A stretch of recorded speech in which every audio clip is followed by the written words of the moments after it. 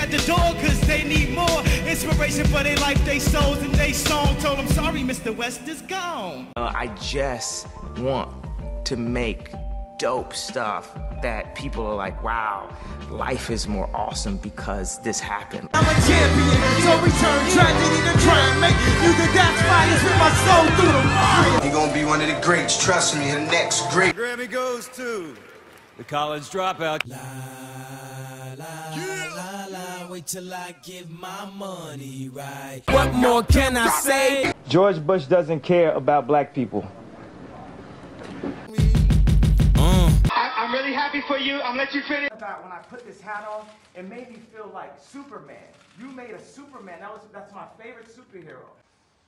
I do certain things from a feeling. I just channel the energy. It just feels right. It's using a gut instinct, a connection with God, and just brilliant. What up, y'all? This is a very special episode of the Let's Have a Real Conversation podcast. We are finally doing our Kanye West episode. And buckle your seatbelts. It's going to be a bumpy ride. That's right. So, especially with the sirens. Especially with the sirens. I don't know if the mic is picking it up, but there are sirens in the background here. Mm-hmm. They know it's about to be a full alarm blaze. Mm-hmm. Mm-hmm. So this is an episode we have stated from very early in our podcast that we wanted to do. And with recent events, we felt it was finally time to do it. So here we are. We're here to talk all about all things Kanye.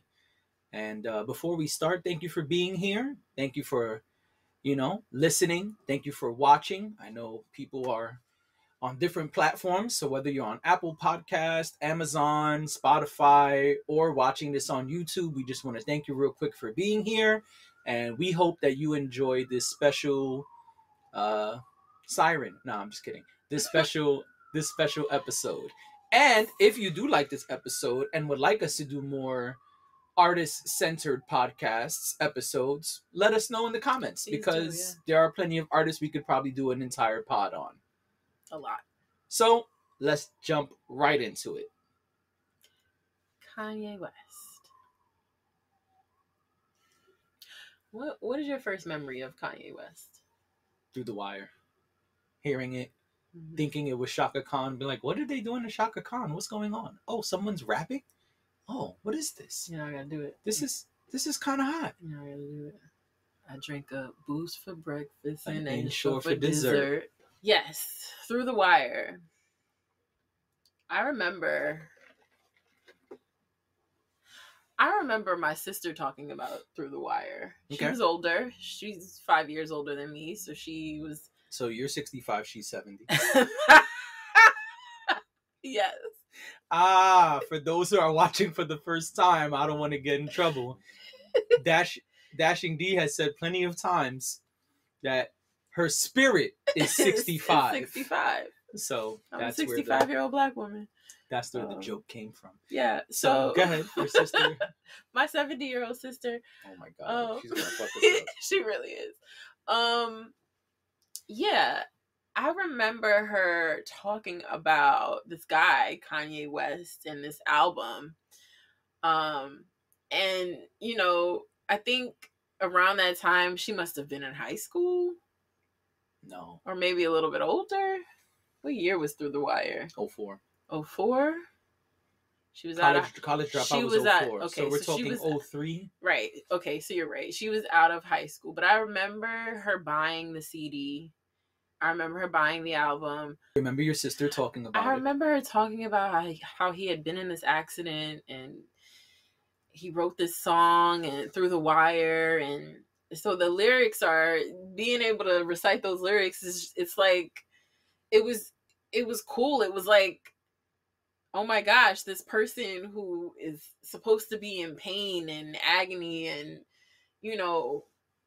literally has their jaw wired. Literally has his jaw wired, created this amazing song, sample Shaka Khan, which I have always been big Shaka fan, because 65.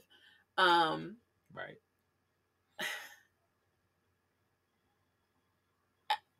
it felt like the beginning of a beautiful relationship with an artist, right? You know, that first time you hear certain artists, it's just you have a visceral reaction to the music, and you, wow, I feel like we got really serious. No, I mean, I know I'm usually the jokey one, but yeah, you just have this visceral reaction to hearing music that is relatable in some ways. It's also something that you can empathize with, and just good music, no pun intended, good music just makes you feel a certain way. Yeah. And a lot of times, at least back then, when you heard good music, it felt, like I said, it felt like the beginning of a relationship of sorts. It felt like the start of something. Right. Things to look forward to. You heard that and you wanted to know what else he had to give us. Right. I remember, playing the album. College Dropout, listening to every song. Yeah, I don't know. I don't think I've ever really had this conversation. I don't speak about Kanye in the way that a lot of people speak about Kanye. Y'all know, if y'all watch the pod, y'all know I don't always have kind things to say. Right. But just thinking back to that, my first introduction to him, I think I was in awe. I think I because I'm such a lover of music that for me it was just like, wow, this is amazing. This person did this thing and I get it. I feel it. I want to listen. I want to keep listening to it. I want to know what else is coming. Right. Yeah, I would say that was my first. That was my introduction to Kanye. Yeah. And I was one of those kids who did what my older sibling did, right? So, she was listening to it, so it was like, okay, I got to check this out. This must be cool. But yeah, that was the beginning for me. Yeah.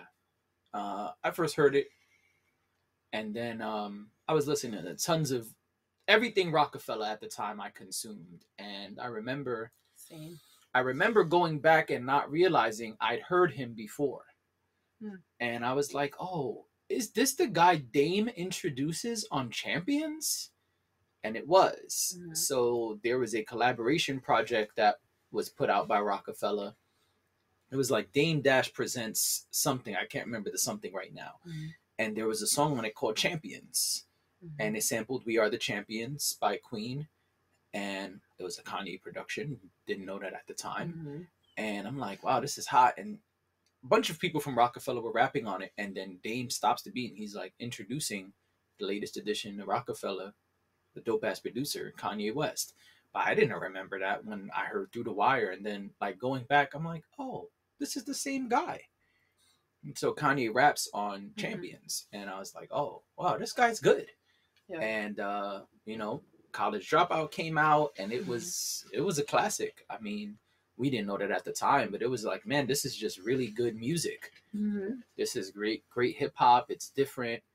And being someone who at that time was in high school and was street. For context, I was in high school too. We're the same age.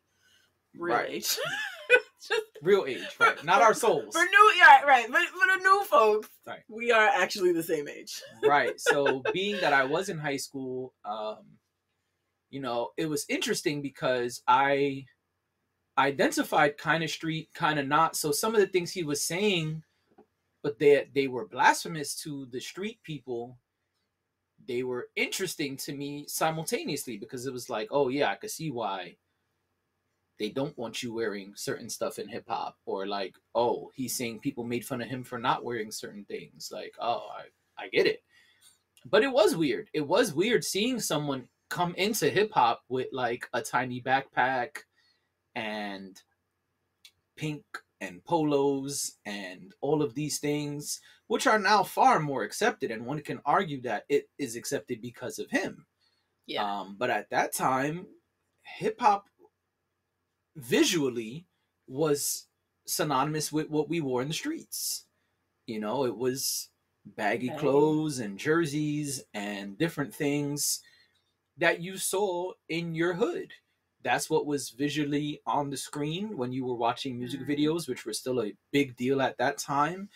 And Kanye was the opposite when he came in. It was like, nah, I'm never going to wear a jersey. You'll never see me in that. In fact, this is what I wear, and pink is what I wear often. And he had all of these bright colors, and it was like, that's not something we really do here. At the same time as Fab having a video out where he's rapping and his jersey is switching every couple of bars. So it's like, yeah, we do throwback jerseys and Jordans, and this guy's like, no, I don't. What a time that was. But that's what I'm saying. I'm trying to paint the picture because that's the time when Kanye came out, when we visually saw like people in these jerseys that were 2 or 3 sizes too big, and it was Air Force Ones and Jordans were the footwear, and there wasn't a thing jeans of quote unquote backpack rappers at that time, not in the mainstream media anyway. Right.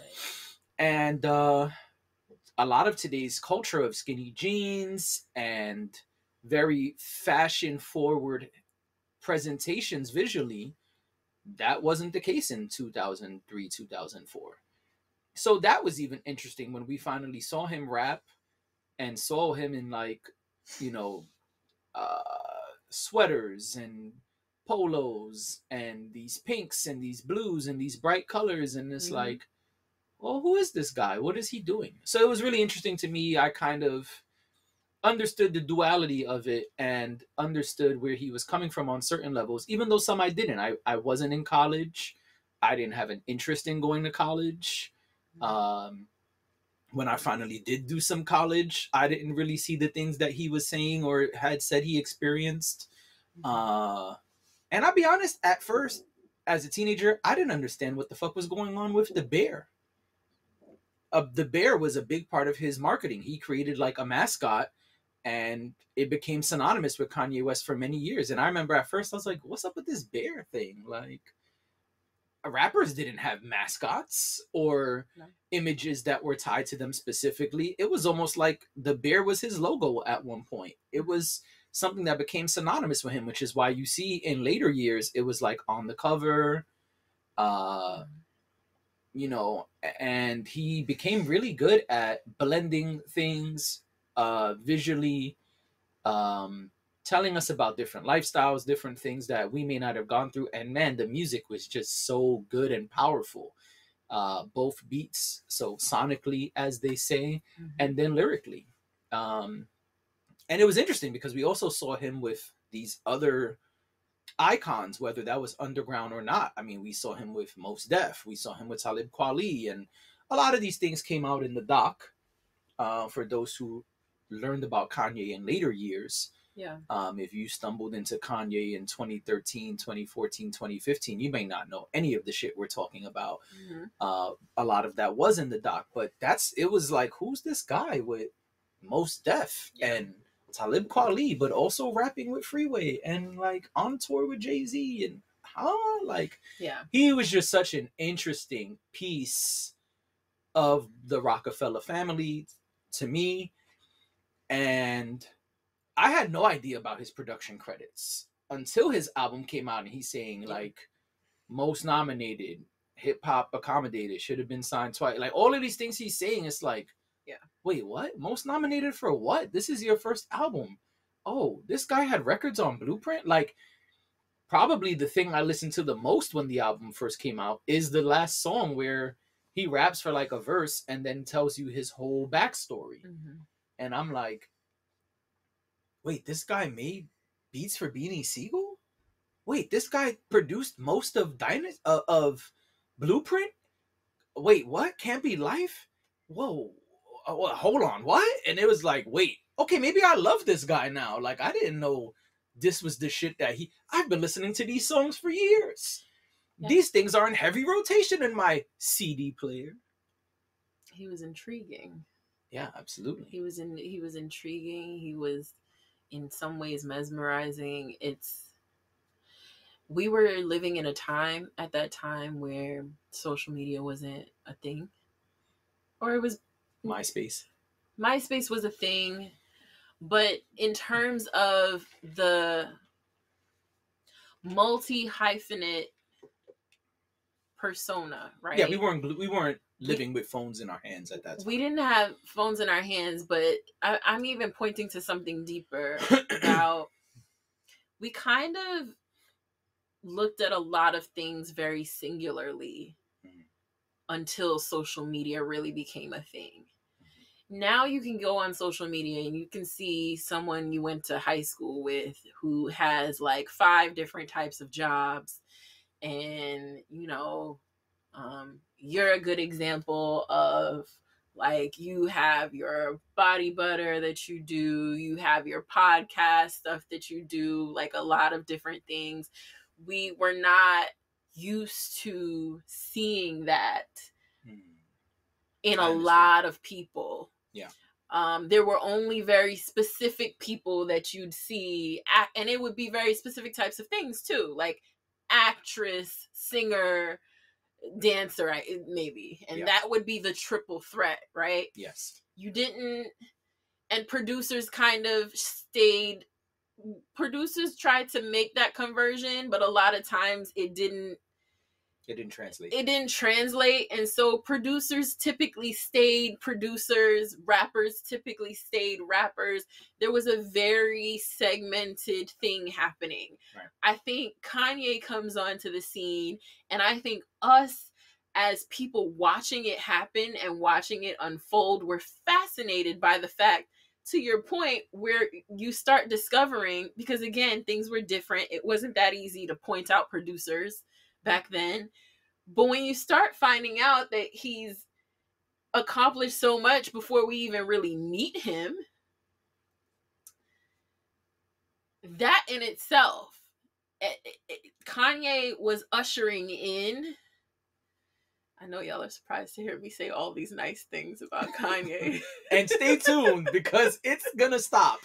Kanye was ushering in a matter of speaking, was ushering in a new generation. I don't even think Kanye realized, I don't think we realized what was happening right before our eyes. I mean, I think it's really cool to be an older millennial, because of the fact that we got to see the transition happen. Yeah. We existed before social media. We existed before everybody could do a million things. And I'm glad that we've evolved to this place, but I'm also glad that we got to see it happen. And again, I don't know that Kanye, I think that Kanye thinks that he is innovator and a creator and all of those things, but I don't know if he really understands that he really did, in a lot of ways, usher in this new generation, whether it was on purpose or not. Right. Or whether he touched every part of it or not, he still was doing that. Like, we were still watching someone who was like, hey, like, I could do multiple things and be successful. Yep. And I'm glad that we had that. I'm glad that we got to see that. He would not be the only person to accomplish that, but I think he meant so much to those of us who were in high school or young people at that time. Mm-hmm. That, I don't know. I'm grateful that we saw him in all of his glory during that time. Right. And he took off fast. Quick. After that, quick. It was Kanye was everywhere on everything, whether it was rapping as a feature or production wise. Mm-hmm. Kanye was everywhere. Yeah. By the time Late Registration came, Kanye was beyond the household name. He was a star. Mm-hmm. And Late Registration really just cemented that. Even though that's not a lot of people's favorite Kanye album, I mean, from the production to the features to the records that were put out as singles, I mean, he became this behemoth. Yeah. Who it was like, whoa, this guy was just producing recently. Like, and then the other thing too is, well, I guess I'll wait till we get to the doc part. But when Late Registration came out, at that point, it was like, yo, this guy's out of here. Like, this dude is the man. Yeah. It was no longer like, well, maybe he's good. Or, man, this guy's good. I wonder what's going to happen next. Cemented. By the time Late Registration came out, let me say this. On one album, he had a Jay-Z and a Nas feature on the same one album. And I mean, if you know, you know. I mean, his song is titled, We Major. Yeah. He was major at that time. That's a flex. By that time, it was, yo, he's that guy. And he was that guy. He was that guy. And just to bring it back to the doc, I know we haven't really dug into the doc so much, but we can start. Okay. The doc we're referring to is Genius on Netflix. It was a 3-part documentary. Docu-series that started filming this as this was all happening. Everything that we're recounting right now is well documented. Oh yeah. Very well. He made sure that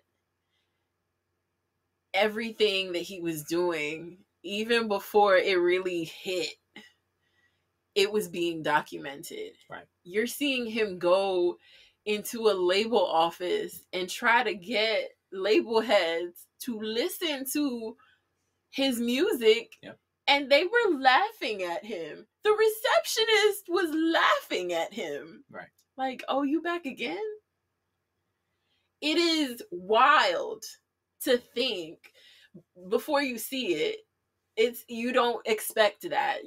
That's not where your mind goes. It's right. Wild to think, when they say that somebody starts from the bottom up, it's wild to look at and be like, I mean, how? Right. How? These people did not want, like, they knew him, but they were like, bug off, Kanye. Like, yeah.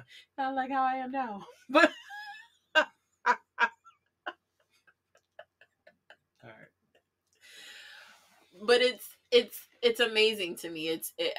That's kind of how the first part of the documentary is. They show you where he was when he was like trying to get people to take his music, his actual music that he was writing and creating, seriously. Yeah.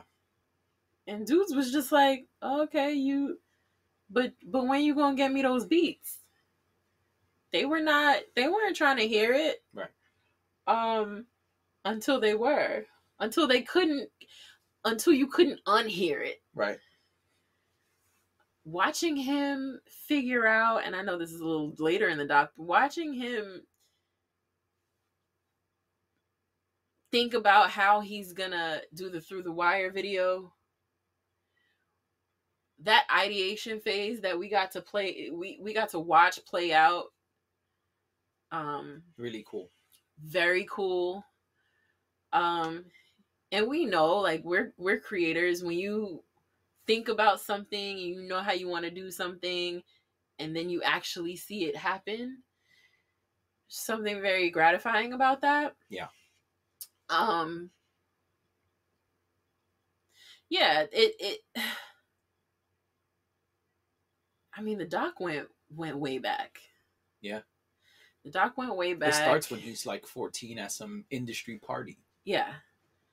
Yeah. And you see the change. You see where it goes from, certain people knew him and certain people knew what he was up to and what he was working on. Right. And you gradually see how the recognition grew. You gradually see how Kanye, to me, watching him, like, when he was in the studio, he's like in mad scientist mode. He's very much like thinking things and dreaming things and creating things in his mind and trying to get people to understand, which is incredible to watch. which is, I think, why people think he's a genius. We'll get to it. I like to see people create. I like to watch people creating just as much as I like to create, and I like to see people enjoy the thing that they created too. Like, you ever watch somebody dance to their own music? That makes me feel good inside. Like, that excites me, because I'm like, if you like it, then I know, like, if you fuck with it, then I could really fuck with it. That's hard for me. I always have mixed feelings when I see stuff like that. Really? Because as a creator, Mm-hmm. I'm a harsh critic, period. Mm-hmm. And then when it comes to my stuff or things that I'm involved in, I'm super critical. Like, I put shit under a microscope. Mm-hmm.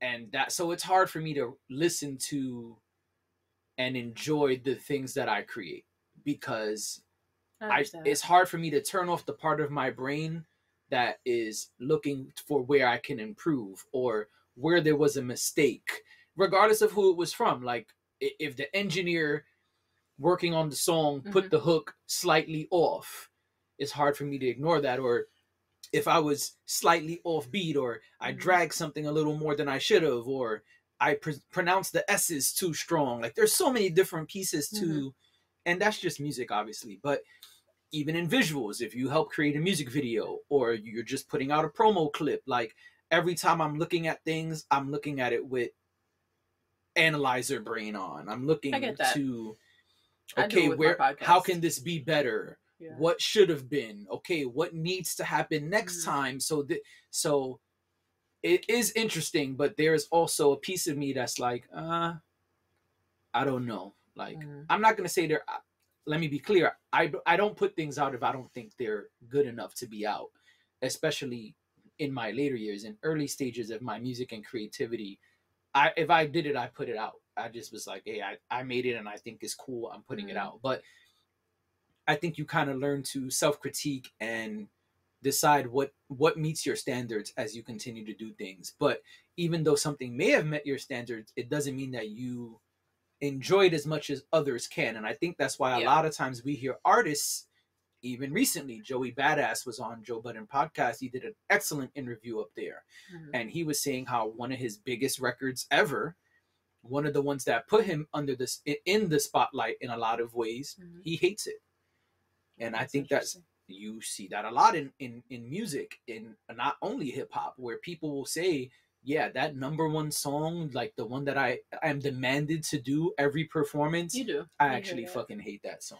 You hear that? Well, oh, go ahead. Sorry. No, it's fine. I was wrapping up. So for me, it's interesting. I have mixed feelings when I see it, because there is part of the narcissistic side where you like, yo, I made this and it's hot. I want to rock to it all the time.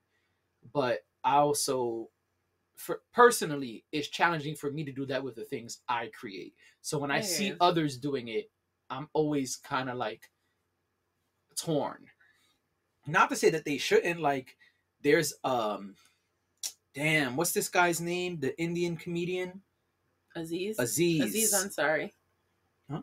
Aziz Ansari. Ansari? That's his last name? Ansari. Oh. I might be saying that wrong, but that's news to me. I just know him as Aziz. I've never known his last name. But he has a comedy sketch where he talks about going to chill with Kanye, and Kanye's playing, I can't remember what album. It might have been 808 and Heartbreaks. And they're jamming out, and Kanye's like, those beats are fucking dope, right?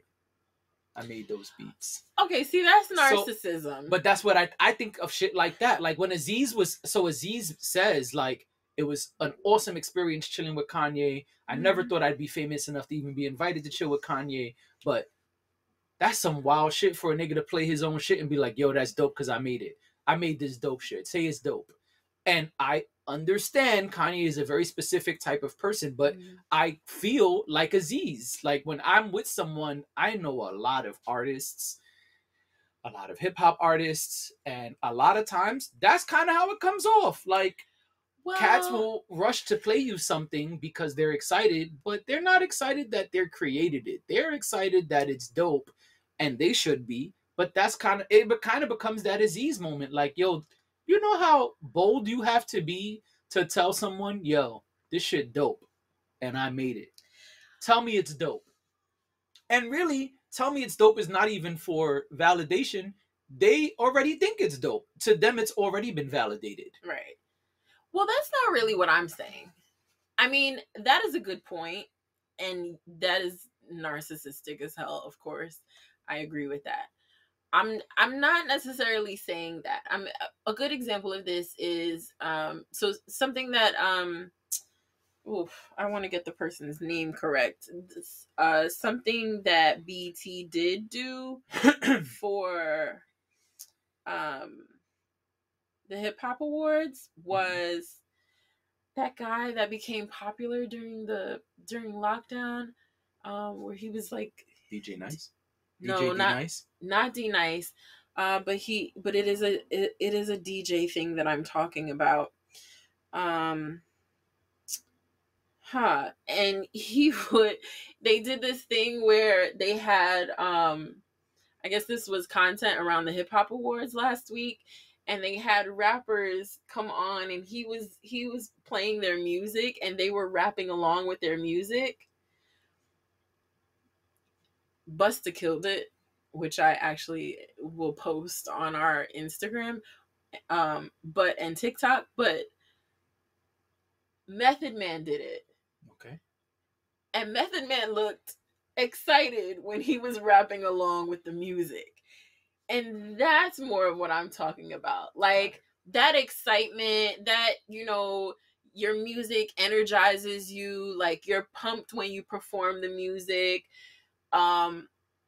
Like almost like it's something you're proud of, but not in a self-centered, narcissistic kind of way. That exists, and Kanye is that.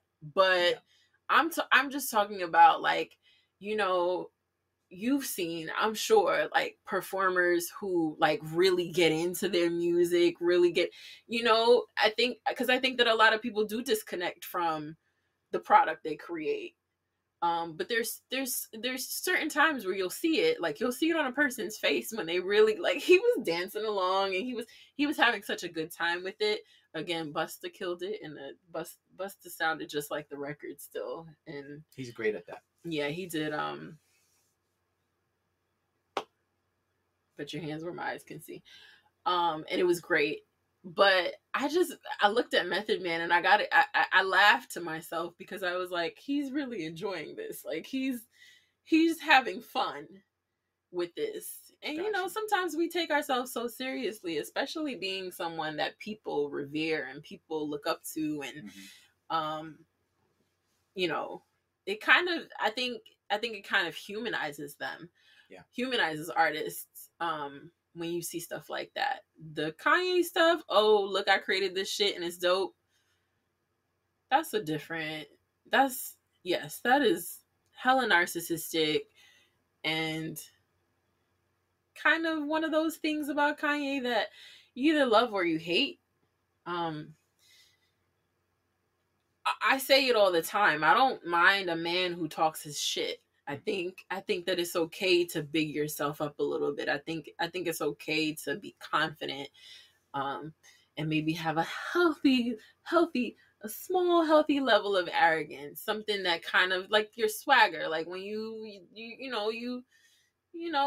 got a little bit of an ego, but not too much, right? I think that's okay. I don't think there's anything wrong with that. I think that's healthy, and that promotes good self-esteem, right? But there's a line, right? There's a point where it's a little, or it's too much, right? And I think that's what you're talking about. And I agree. I don't want to go hang out with somebody so they can tell me this is dope, right? To tell me this is dope, like, yeah, sir, no, because if you are dope, I'm gonna tell you you're dope. You don't need to ask me. Right. I always hate those people who don't wait until, like, like let's say I got a new shirt and I came around and I'm like, you're not gonna tell me my new shirt looks nice? Right. I know I'm very close to someone who does that. They don't give you a chance. Right. You sit down for 30 seconds and they're like, you didn't notice my new earrings? Mm. I'm like, well, if I was going to, Right. if I was going to give you praise, you didn't give me a chance to, and it kind of cheapens it for me and makes me not want to. Right. So I think that's kind of what Kanye does, right? I think he, I don't think you have to keep telling us that you're amazing, because look at what the first 10 minutes, 20 minutes of this conversation was us just saying good things about him and his music. He doesn't need to tell us that he's good. We know he's good. We do. And I think, circling back, one of the things that the doc did very well is exactly what you were saying a second ago, which is it showed us his human side. Yeah. It showed us who Kanye was as a person, not just as a musician, a producer, an artist, a fashionista, a fashion curator, etc., etc., etc., etc., etc. We got to see a lot of like him kicking it with his mom, him talking to his peers, him, being excited about certain things, and him struggling too. Like, man, I'm trying to do this and they're not letting me, or man, I'm shit. If I could only get this to happen, we could do so much more. And even him like critiquing the music too, listening back and saying, no, I think right here we need this. Hey, Rhyme Fest, can you do something for this piece here? Or there were a couple of different singers, so I don't remember them all by name, but saying, I think we might need you to sing a little something right here. I think all of that is really cool that we got to see that. It was, I think you hit it on the head when you said like it shows the human side of a person, and I agree. I think the doc did an amazing job at that, especially those first 2 episodes. And then the other thing the doc did really well is I think show a lot of transparency. We saw both how the relationship changed between the man filming the documentary and Kanye, and also how Kanye changed. And they were friends. For context, they were friends from home, like friends from since they were young. Right.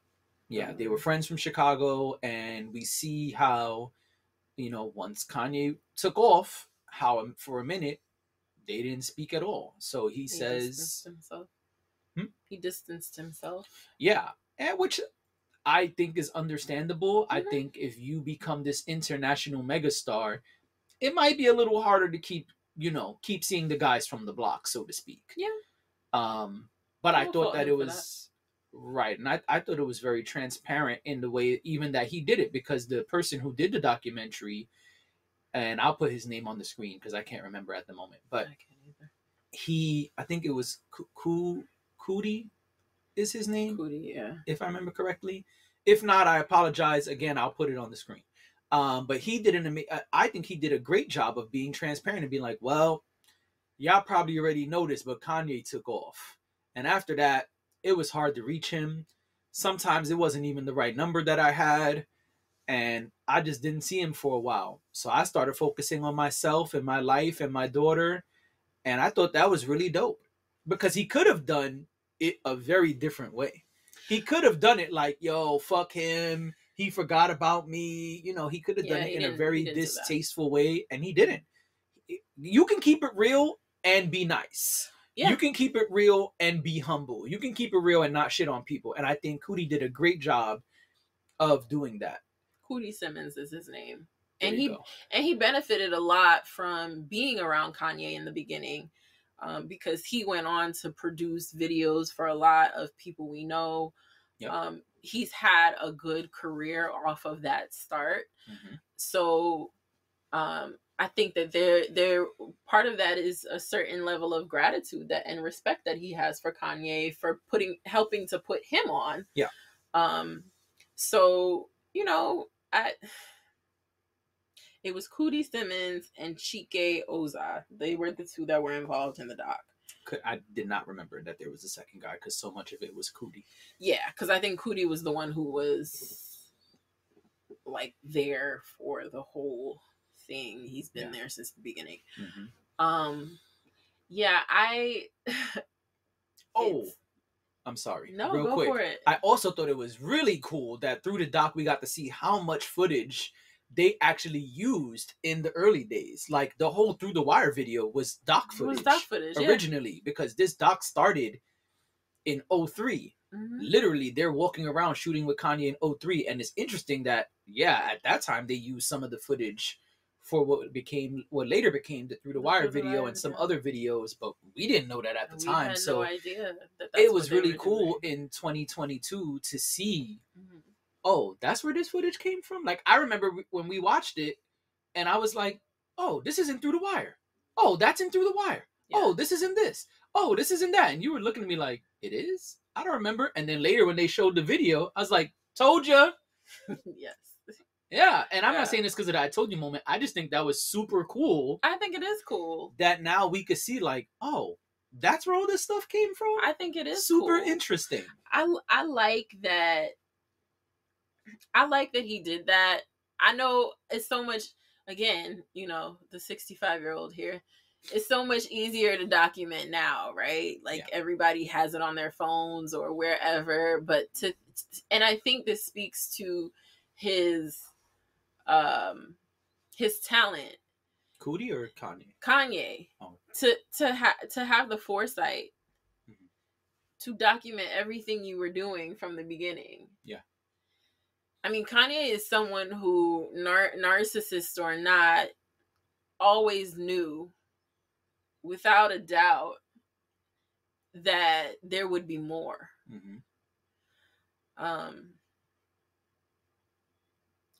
And we benefited from that in terms of the doc, because had he not been thinking that way, right? We don't get a doc that shows us all the cool shit that he was doing from the beginning. Yep. But I do think that speaks to his talent and his genius.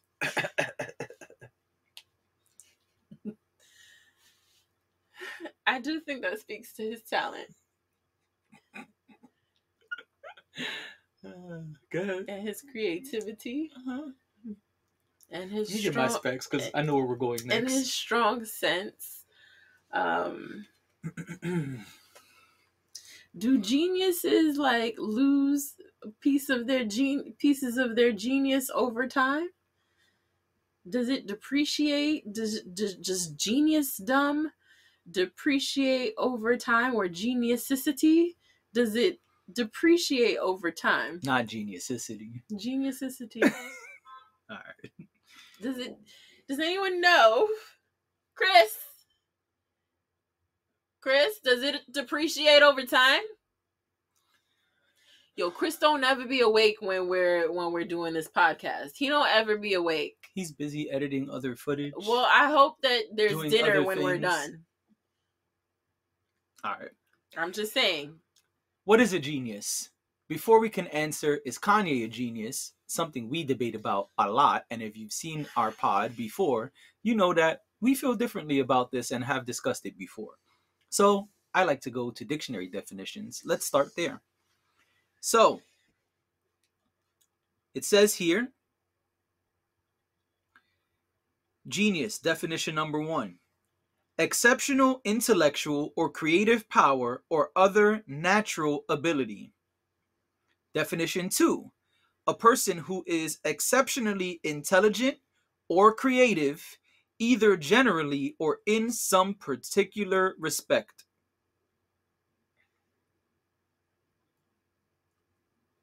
Now I ask you, is Kanye a genius? By definition, Kanye is a genius. That's it. But then I'm continuing to ask, does genius depreciate over time? Or can genius depreciate over time? Because I think it's depreciating. But I think a long time ago, I think it was easy to say. And today, I just don't know. I think that Kanye is a great talent. And I think that by definition, Kanye is a genius. But by definition, a lot of people we know are geniuses. Yes. So, and I think that's where, and we've had this conversation Off pod, but that's where it gets hairy for me, because people act as though Kanye's genius is somehow higher than a bunch of other people we know, and I just don't know that I believe that. I don't think that Kanye is so far beyond anyone else in his class that it's like sending the gifted kid to the gifted program. Everybody's getting a 98 on the test. Like it's I think that the frustrating thing about the genius thing with Kanye is that it has jaded people. In what way? In that, until maybe now, people look at everything Kanye does as genius, because I can't understand it, so it must be Kanye's genius. Kanye has done a lot of things. Moving on to the third section of the doc, where they kind of bring forth some of his antics and things that have happened over, the past at this point, decade. I would say 5 to 10 years specifically. Kanye explaining away his behaviors because of his talent is silly to me. And I think that a lot of people have done that. Maybe not today, but over the years it's been, oh, Kanye, that's just Ye being Ye, because he's a genius, and like he thinks his thoughts are so beyond that none of us can understand it. We've heard people who are famous and have celebrity also say things like this about Kanye, that Kanye is just, man, I can't even, that nigga's such a genius, I don't even get it. No, you don't get it because it doesn't make sense. A lot of times people don't get it because he's just not making sense. I think that people have used it to explain away his behavior in the past several years. I think that, a lot of people will say, even with the White Lives Matter shit that happened last week or 2 weeks ago last week at Paris Fashion Week, I think there will be a lot of people who explain that away as, oh my gosh, Kanye's so smart and so bold, and he's so this and he's so that. I think that people allow him to hide behind the moniker of genius in order to give him a pass to act the way he does and to speak the way he does. And that is my frustration with calling him a genius at this point, because I think it is misused.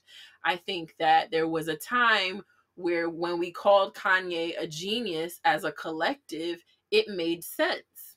I think today, and that's why I ask, does it depreciate? Because I think now Kanye is not one.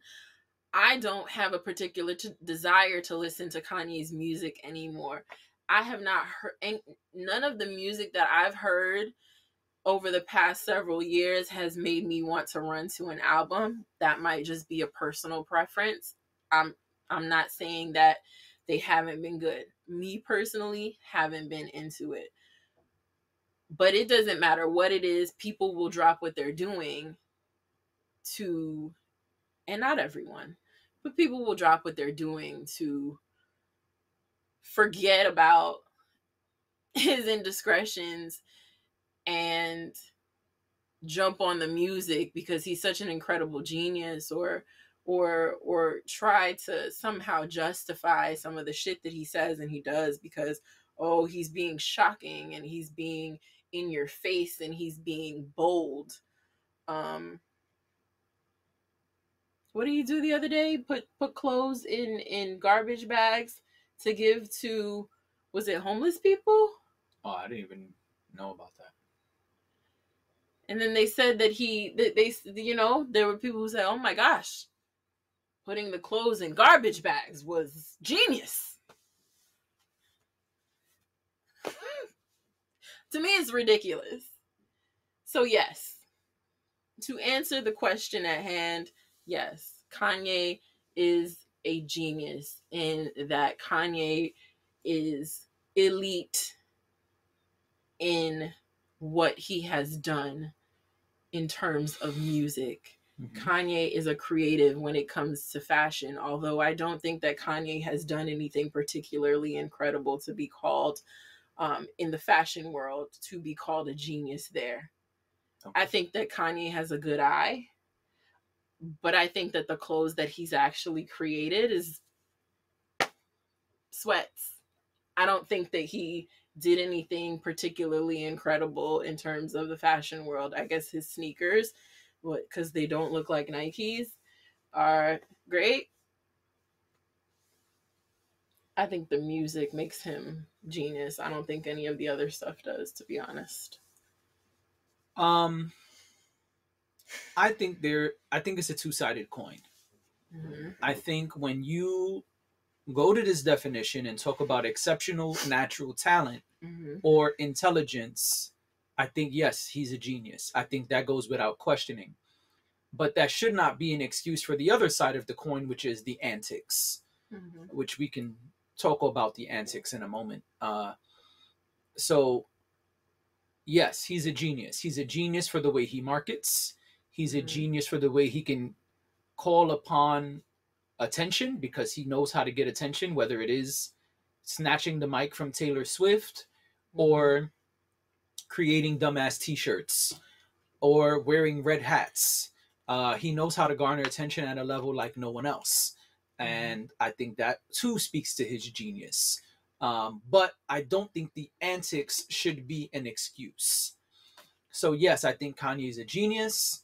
I think that he is extremely creative, extremely talented, and I think he's a genius in more than one category. I think that there's no questioning that. But no, I don't think that should cancel out or be an excuse for the antics. Not understanding something does not necessarily make it a genius level thing. It just means you don't understand it to respond to that.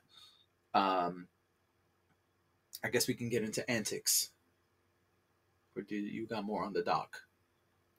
Well, the doc kind of the frustrating thing about the doc is that there is a break in time because of the fact that him and Cootie weren't around each other for a period of time, and then it does come back to, Kanye wearing the MAGA hat, and kind of where we land, I guess, somewhere around 2019, 2020. No, it was before that. It was like 2016, 2017. Is that where it ends? Oh, I thought you were saying where it picks back up. No, it does end in like 2019, 2020. Yeah, so, I mean, we kind of know, like, we talk about Kanye on this podcast all the time. We kind of have had up to the minute information about him. So that is kind of where the doc ends. Yeah. In that sense. We know that the MAGA hat thing happened. We know that Kanye ran for president. We know that his political stance changed. We know that he used to be the guy who said George Bush doesn't like black people, to the guy who is a Trump supporter. The guy who talks about his daughter possibly being aborted in a room filled with people.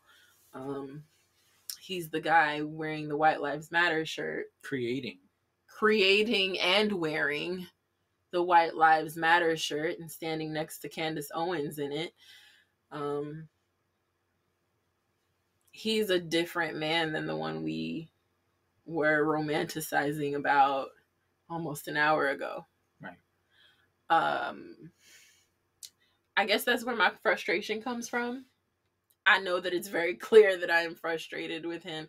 I've said before on the podcast that I feel that I have a complicated relationship with him because I don't want to dislike him. Listen, you want the people that you root for and support or have rooted for and have supported. you kind of just want to be able to do that in peace and not feel like they do things to where you have to question whether you should or not. And where they do things that could be hurtful to a lot of people. Like, now, I'm gonna be real, like I said, when we recorded the last episode, I could completely distance myself from Kanye and what Kanye does from day to day. So it's not a big deal to me in the sense, it's a big deal to me, but it's not a big deal to me in the sense that, like, when we're not doing this podcast, I try to mind my business and not even keep current with what Kanye is doing, because I think a lot of it is ridiculous. But the difficult part is that there are a lot of people who, to use his word, sheep. People who follow blindly. People who, the people who, when Kanye says, don't wear Adidas anymore, will not wear Adidas anymore. You know, I think about that, and while those people have no bearing on what happens with my life, I think he knows that. I think you're right. I should have said that part too. He is a genius at grabbing people's attention, at staying relevant and staying current, knowing how to put himself out there. And to me, everything is a setup with him. The White Lives Matter shirts, he knew what he was doing. The Make America Great Again, he knew what he was doing. Getting on the Tucker Carlson show and talking about Lizzo, he knew what he was doing. Talking about how his family and his wife and his wife's family and all the people, the Hollywood people he knew, told him not to support Trump. He knew what he was doing. Everything that Kanye has done in recent years, and not so recent years, from the Taylor Swift thing, everything that Kanye has done has been, in my opinion, very calculated. And for that, yes, he does accomplish that. He does accomplish being bold and being in your face, and he's good at a rollout. There's probably an album coming. Well, he said to Diddy in the text messages, "I'm selling these T-shirts." Yeah, and people will buy them. Oh yeah, people will buy them. People will buy them, and people will walk around in them, and people will not and get smacked. Sure, but they don't care.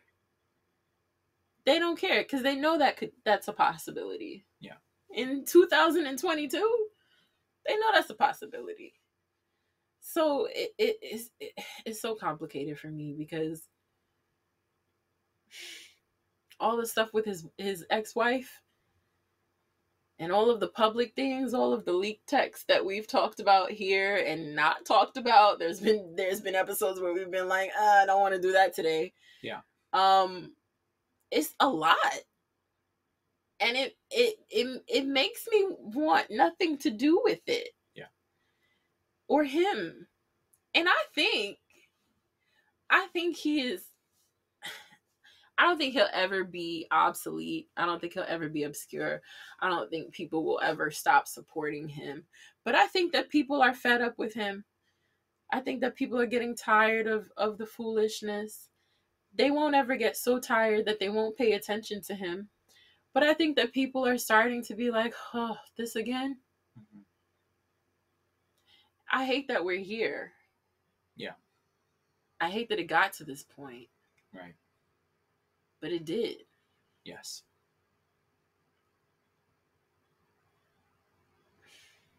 Yeah.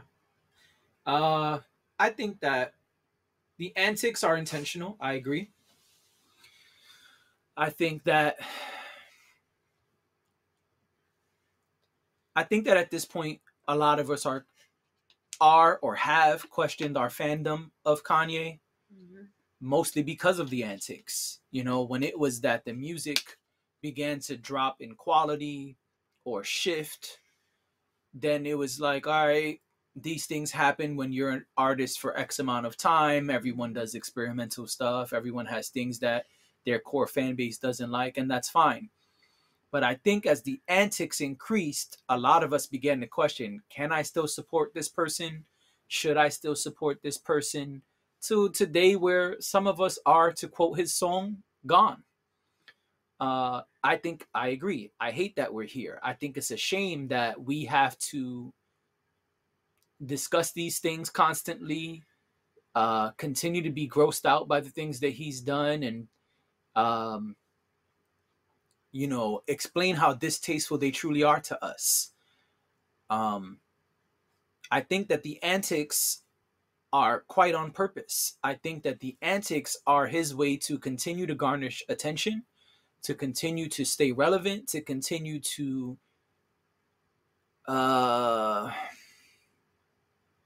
keep the spotlight on him at all times. And yeah, that's true. You're great at it, Kanye. You are. There's no questioning that. I think that you are a genius, and you've mastered being able to go viral, get attention, be trending, but at what cost is the question. I think that at this point, Kanye has no integrity. And I'm not a person who practices any religion, but I think that he may not realize how blasphemous some of the things he's doing are in his own religion. The Christian world, which he has transitioned into and now won Grammys for being a part of and putting out music through, a lot of the things that he's doing today in the Christian world are blasphemous, which in layman's terms means they're taboo, they're not allowed, they're a big no-no. I don't think he realizes that. Using the Bible and stories from it to try and explain your antics or excuse your antics is wild. I'm not offended because I'm not religious, but I can see how many of the people who are religious could and probably should be. He sounds like a cult leader. Okay, why you say He that? talks like a cult leader. Why you say that? Again, I'm going to mention the Tucker Carlson interview, and from here on out, I will refer to Tucker Carlson as TC. Okay. He gets on TC's show. He talks about David and Goliath. He talks about how these things that people do are demonic. He mentioned Moses. I guess at this point he considers himself an evangelical Christian.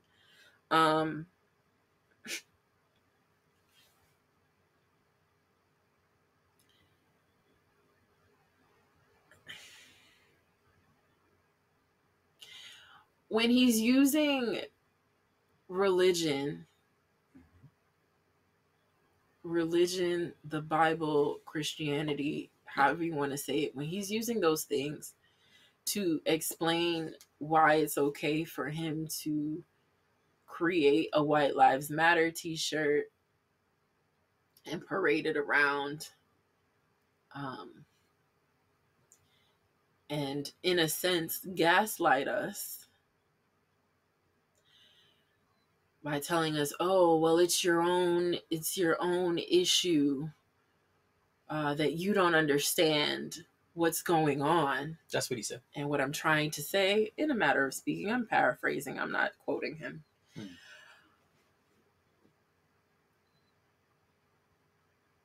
It sounds very...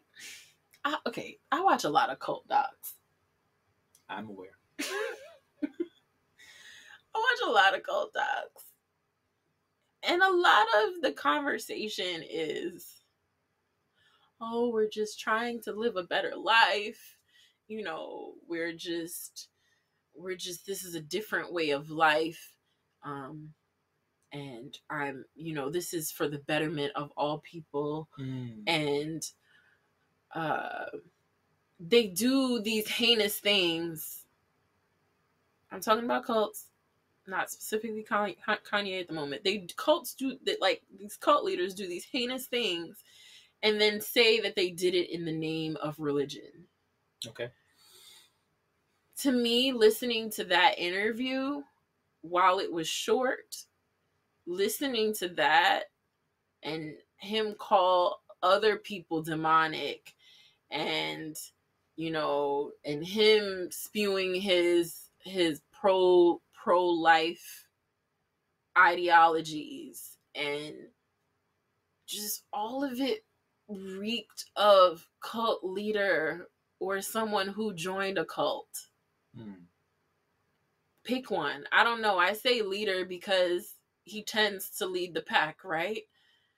Or maybe that's not what it is at all. Maybe Kanye's not leading anything at all. Maybe Kanye is the sheep. I don't know. I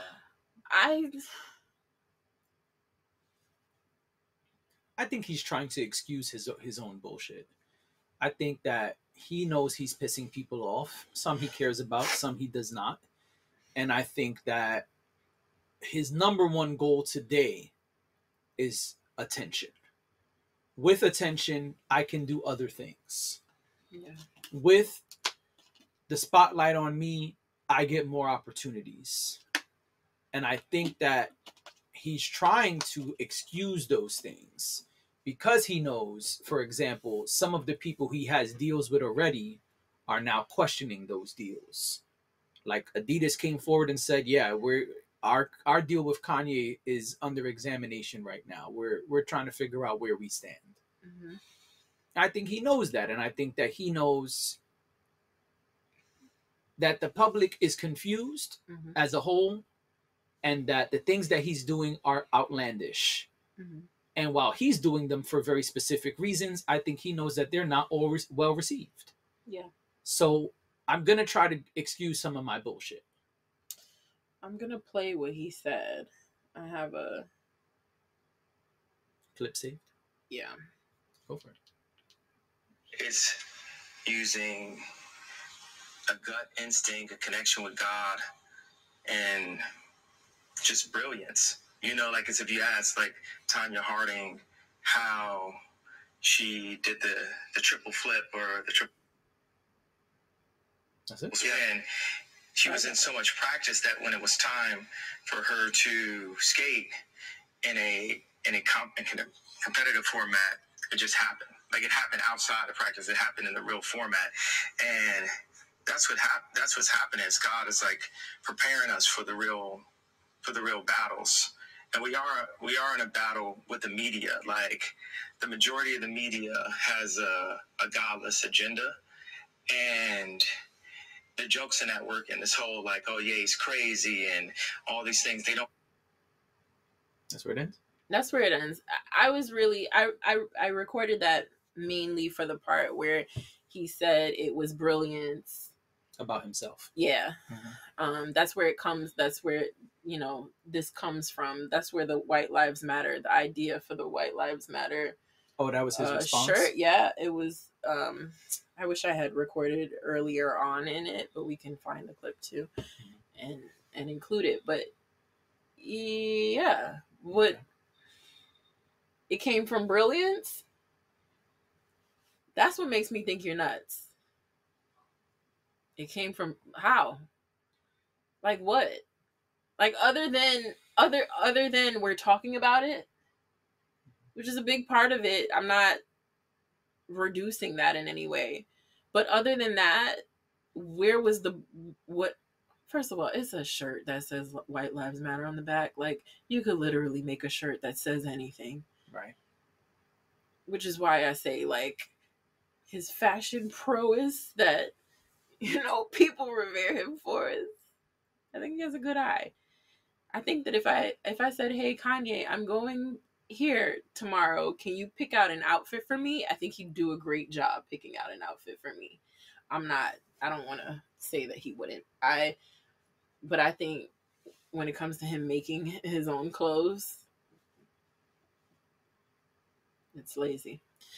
But yeah, so I just thought it was interesting when he said it came from a place of brilliance and a place of creativity. And I really think he believes his own bullshit. I don't. I think he does. I think some of it is smoke and mirrors, right? But I think that someone who can very easily sit next to another celebrity, maybe someone who's not as big as them, and say, "Oh, isn't this dope what I did?" I think that person believes their own bullshit at least a little bit. I think going on TC's show is intentional. It is planned. And knowing that TC has a very specific audience, I think Kanye is wise enough to know that audience, what they cater to, and what he can say to fall in line with their messaging. So quoting the Bible often, that's out of their playbook. Of course. Appealing to them is important for what he's trying to do currently. I think that's why. I don't think it's that he believes his own bullshit. I think that he has a plan, and like I said, in the screenshots he posted with Puff, he says, "I'm selling these." So yeah, if he goes to the BET Awards, the BET Hip Hop Awards, and wears that shirt, he might not even make it out alive. But going on TC's show gives him access to the exact demographic he's trying to target with a shirt like that. I don't think that has anything to do with believing your own bullshit. I think that is, once again, marketing. Again, I think at what cost? Yeah, you're probably no longer going to be supported in the Black community doing that type of bullshit, especially in the hip hop community. But I don't think he cares about that at this point. Wearing Balenciaga mouthpieces and going on TC's show, I think Kanye at this point is trying to cater to a very specific audience, at least for this shirt. And that's part of what this is. If I'm trying to put out a product for Black women ages 35 to 50, and I want to get in front of those women, and I'm someone with the resources and the finances of a Kanye West, I'm going to put myself in a position to be right in front of that group of people. I mean, that's how. I wouldn't do it at the risk of integrity the way he has, but I don't think Kanye has any integrity at this point. But I think that's what it is. I don't think it's that he believes his own bullshit. I think he knows, oh, this shirt I'm trying to sell, I know exactly who would buy it. I'm going to go on their show. I'm going to go on a network that supports their rhetoric. And I'm going to do an interview so that way that group of people can hear me, see me, and now support me. So you don't think he believes that rhetoric? Because that's what I'm talking about when I say I think he believes his own bullshit. I think when he talks about how he has been saved and he's found God and now that's guiding everything that he does and all of that, I think he believes that. I don't. I think that's bullshit, and I think he's just using his mogul status, his genius marketing ability to get new dollars. And I think that's nastier than believing it. Oh, I agree. I think it's straight up gross. But that's why I'm saying we did an episode talking about the Grammys. Kanye won Grammys for a gospel album.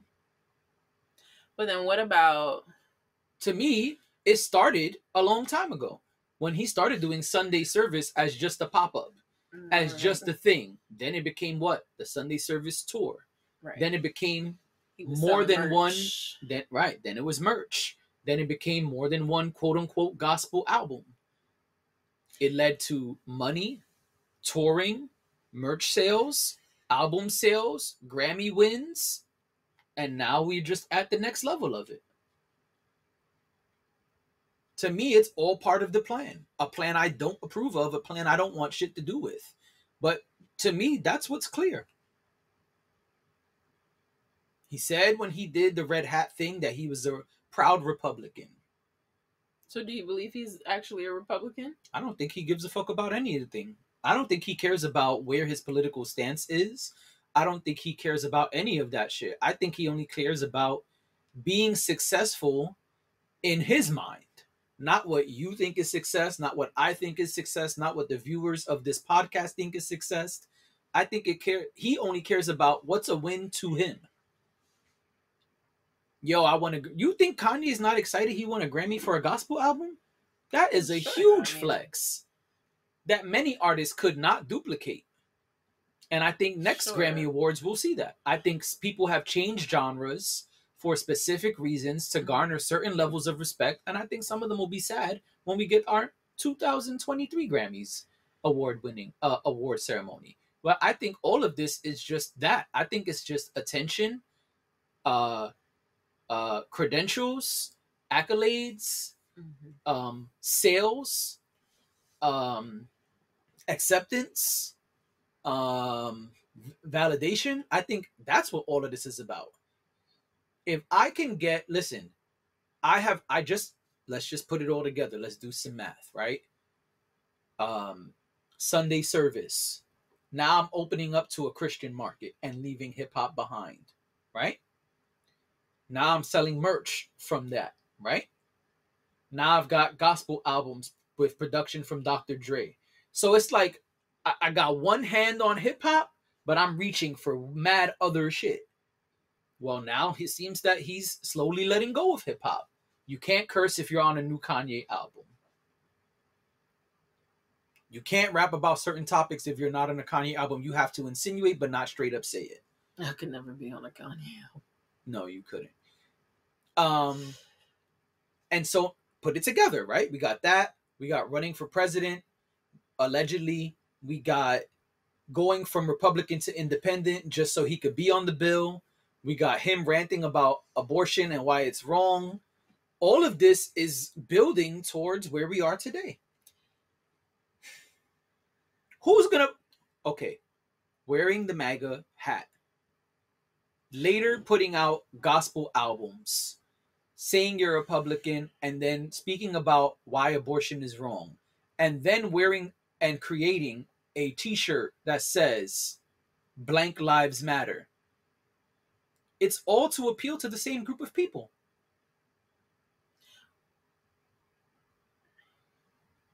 I hear what you're saying. To me, the equation has been put in front of us.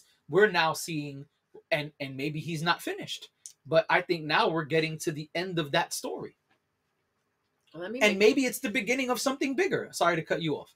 Maybe it's the beginning of something bigger. Maybe this WLM shirt is the beginning of something much bigger.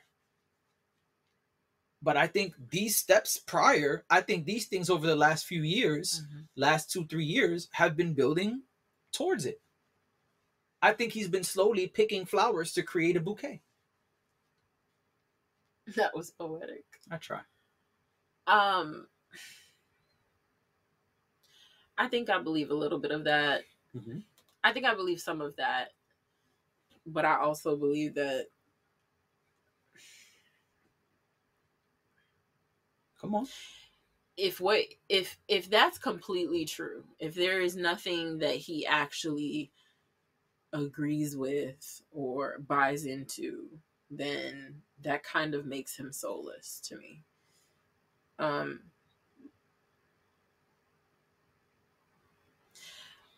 I guess, and I don't think you're wrong in saying that, you know, he is opportunistic and creates these moments that will benefit him. I've said that on the podcast a bunch of times. Yep. So I don't totally disagree with what you're saying. I guess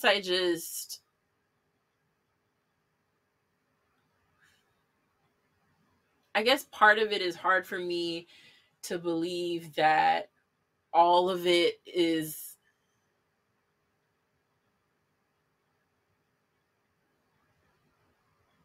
a farce.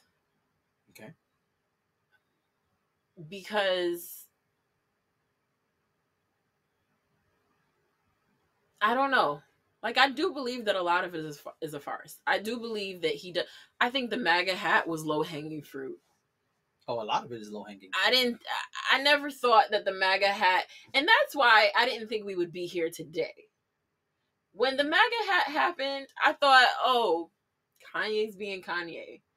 I didn't think that years would pass and this is where we would be. I think what made me believe that Kanye believes some of what he says and does was the TMZ interview. Okay. When he said slavery was a choice. Okay.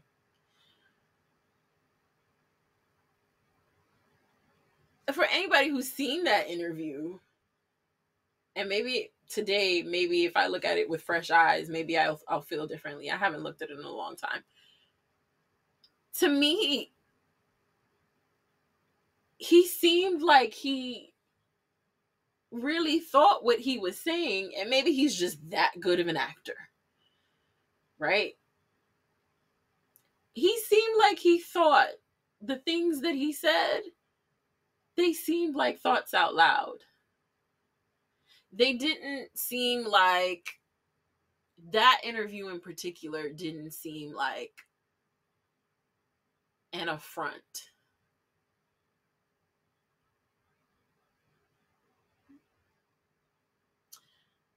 That was the ghost of Kanye present.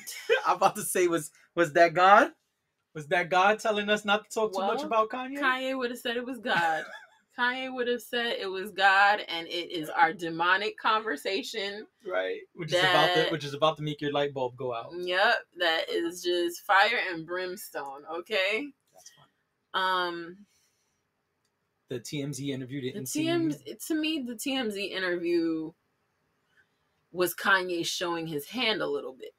Okay. Now, one could argue TMZ interview happens and Kanye sees an opportunity and runs with it.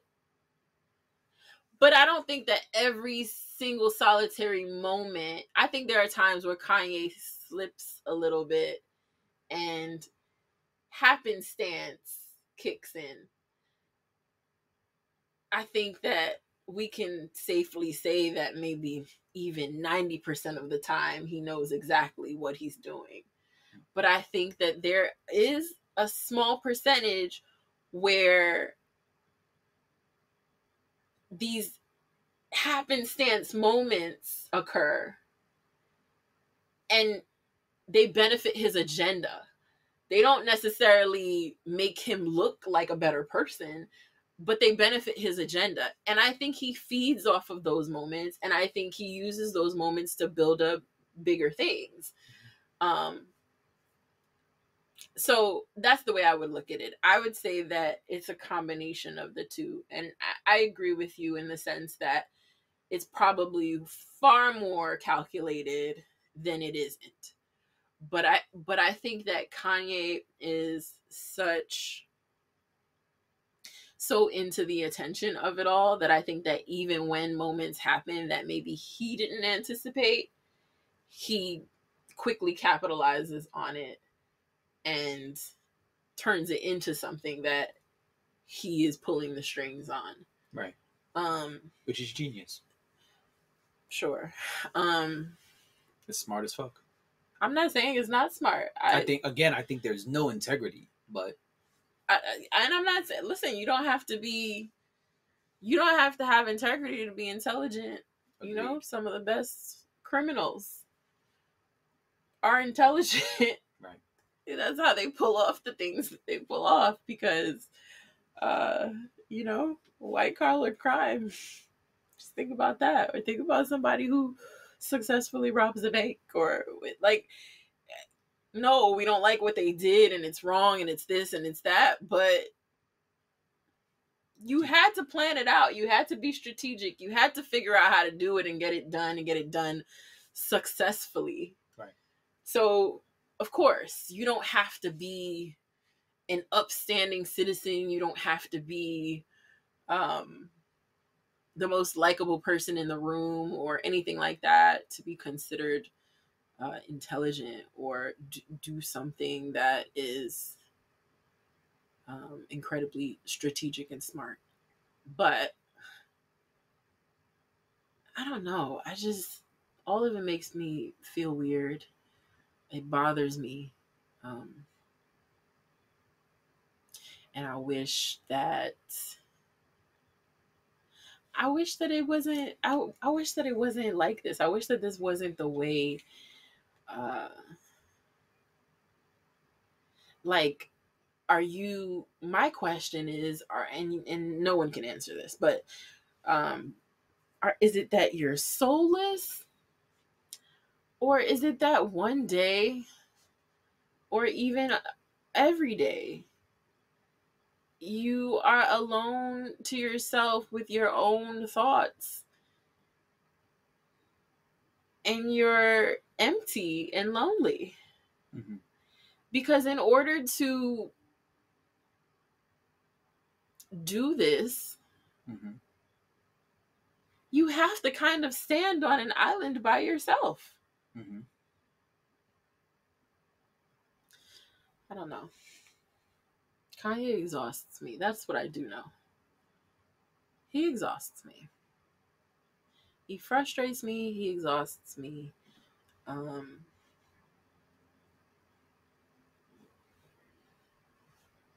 He gets on the internet. He talks about how his wife doesn't let him see the children. His wife claims that's not true. Ex-wife? Ex-wife. Y'all know what I mean. He says how he wasn't invited to the birthday party. And then we see him at the birthday party. He said he didn't have an address for the birthday party.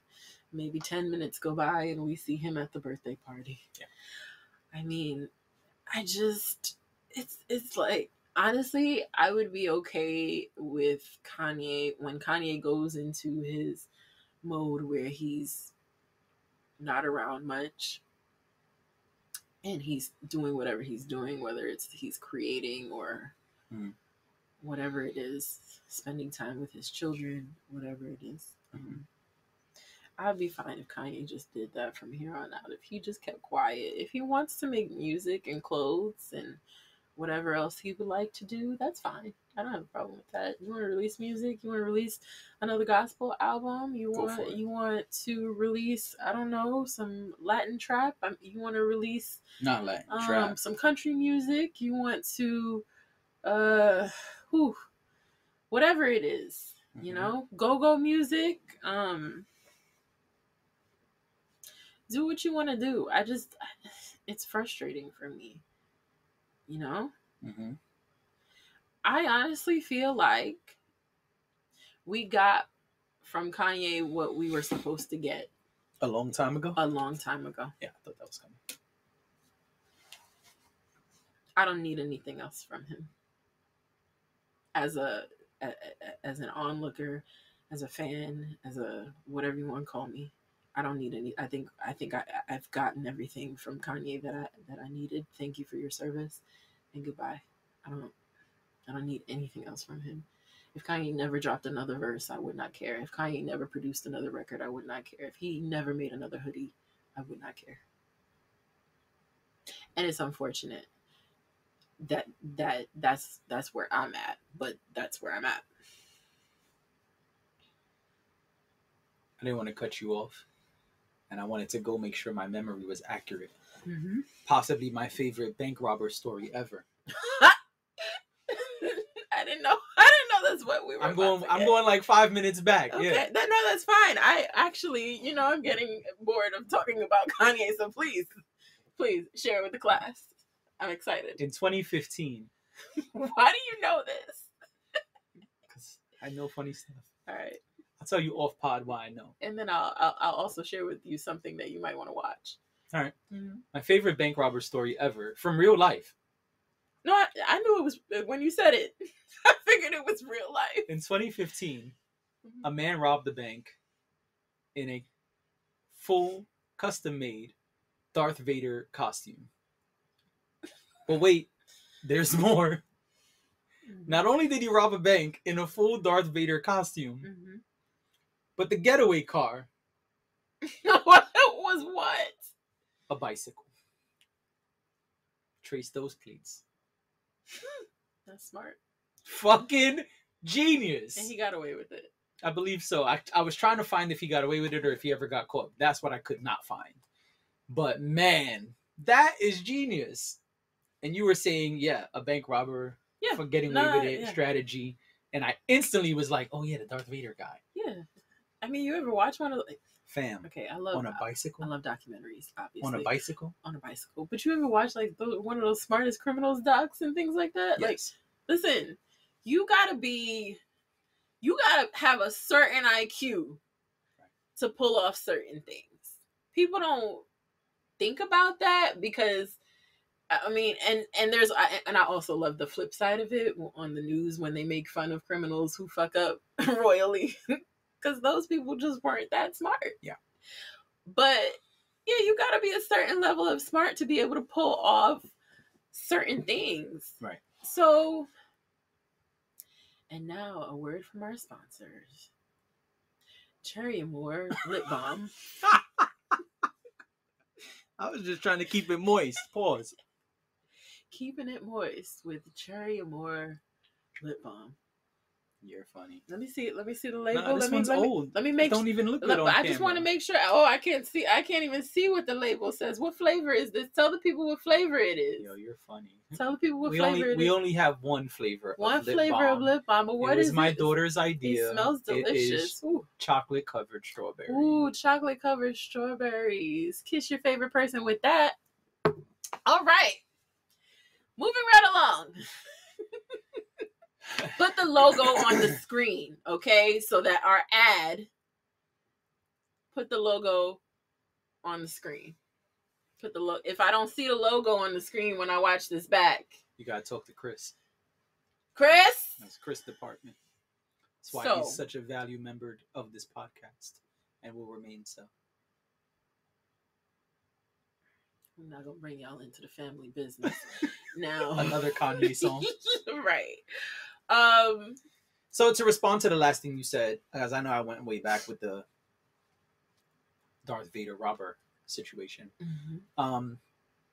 Yeah, I mean, I told you when you hit me up and said, hey, I think we should finally do our Kanye episode. Mm-hmm. I said, oh, I think the name of it should be Gone, which is one of his songs because, you know, all our shit is named after songs. And to me, that's where he is. He's gone. I agree. It sucks that we're here, but it's over. I mean, for me, it's been over for a while, but same. I think if you ever needed a final reason or were just like hanging on by a thread to your Kanye fandom, couldn't even say that properly, your Kanye fandom, I think now is the time to say au revoir, arrivederci, and say goodbye. Bye, bitch. Because I think at this point, Kanye's gone. And there's no bringing him back, nor would I want to. I miss the old Kanye. I like the MAGA hat that said, make Kanye great again. Yeah. I remember when that came out. I agree. Bring back that Kanye. Which I don't think we can. And I don't think he wants to. I don't think we would want to. No. But yeah, in the words of J. Cole, your fall from grace was hard to take. Yeah. Yeah. And I'm sure we'll have plenty to say more about Kanye because he continues to do things and we have a music podcast and so we're going to have to speak about him. Yeah. But I'm glad that we had this conversation because it was overdue. Yeah, and my disdain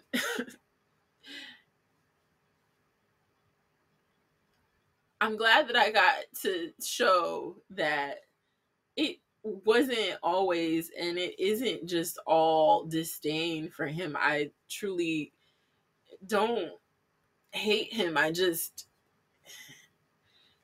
don't think that he's lost his way. I think he's in the way that he wants to be.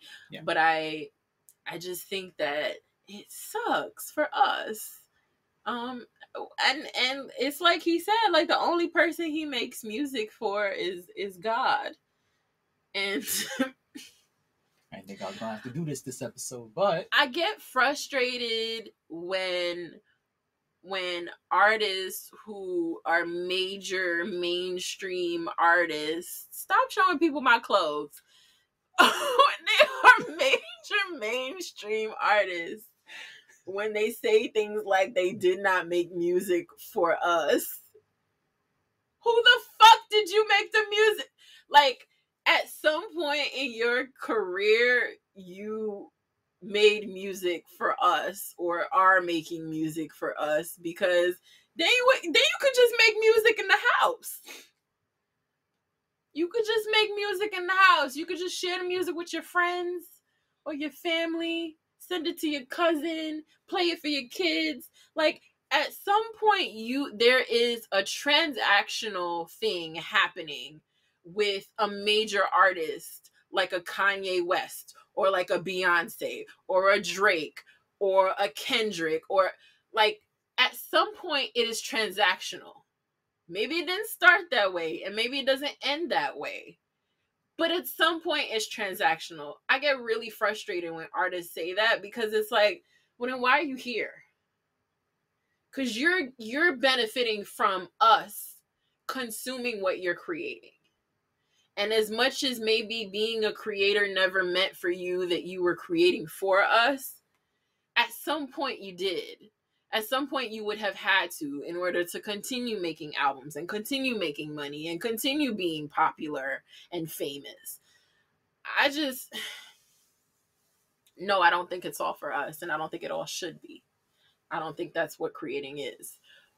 But that very arrogant, narcissistic way of speaking, like, oh, y'all don't really matter. Well, no, we do matter. And the reason we matter is because you wouldn't be here if we weren't into it, if we didn't like it, if we didn't move the needle for you. Because somebody had to buy your music when people were buying music. Somebody has to stream your music. Somebody got to buy your concert tickets. Right. Like, that whole, it wasn't for y'all, and all right, yeah, but how are you a billionaire? How are you a billionaire? Then don't do fashion shows. You could just make the clothes and show them to North. I'm sure she would get a kick out of that. You know, Daddy put on a little fashion show. That frustrates me very much. Because on one side, yes, I think that you create things, and, you know, if somebody likes it, cool. If somebody doesn't, but I think you don't get to be $1 million superstar without your fans. Right. And that's that. That's the last thing I have to say. I feel you. Points were made, as you would like to say. Yes. Well, any last words? Nope. I'm gone. Yeah. Well, this has been another episode of Let's Have a Real Conversation. Let us know what you guys think. Put all your Kanye comments. I'm sure there's going to be a lot of comments for this one, but put them all in there. Let's talk about it in the comments. Let's have a real conversation. Please tell us your thoughts. Tell us if you agree, disagree with things that we've said. Things that he said. Things that he said. Maybe there's something that we didn't touch on that we should have. Yeah, I mean, that's all I got. Yep. Follow us on the socials, LHRC Pod. Oh, wherever you get your social media fix. We out. She's tired. It's over. Kanye made me tired. I hear you. All right. And that's the train coming, so. Gotta go. Just gone.